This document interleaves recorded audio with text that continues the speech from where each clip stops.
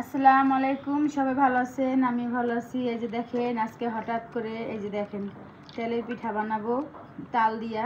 তো এই যে গুড়ের জাল দিয়ে নিছি। গুড়টা গরম করে নিলে আপনার পানি গরমটা লাগতেছে না, তো এটা দিয়েই আমি সুন্দর করে করে নিব। এই যে দেখেন মিষ্টির ইয়ের কারণে এই যে এখন আমি গুড়ের পানিটা দিয়ে দিব। গরম গরম গরম গরম পানিটা দিয়া ওটা ছানলে পিঠাটা সুন্দর হয়, ফুলে।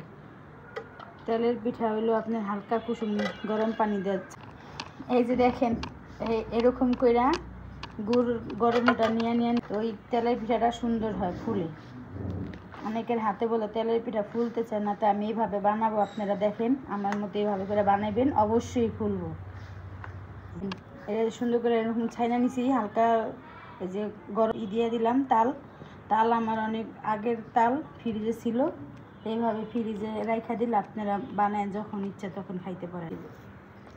এলো হয়ে যাবে আমার তালপোয়া। এটার নাম হলো তালপোয়া। এই যে দেখেন আমার গুলানো হয়ে গেছে। শেষে এই যে আমি গোয়ামুড়ি দিয়ে দিতেছি। এটা সব বলে, সবও বলে, আবার গোয়ামুড়িও বলে। যে দিয়ে দিলাম। ভাজার সময় এটা ঘ্রাণ করে, খুব ভালো লাগে। এটা থাকলে দিবেন, না থাকলে নাই, সেটা আপনার ইচ্ছা। এটা দিলে খুব ভালো হয়। এটা তো খাইবো সবাই, খাস দিয়ে আগে একটু দিয়ে এইভাবে গুলাই নিছি। এই যে দেখেন প্রথম দিতেছি বিসমিল্লাহির রহমানির রহিম। দেখি প্রথমটা কিরকম হয়।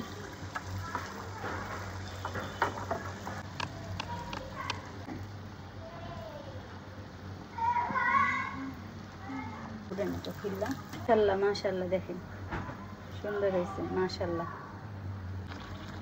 আলহামদুলিল্লাহ, খুশি হইলাম। তেলের পিঠা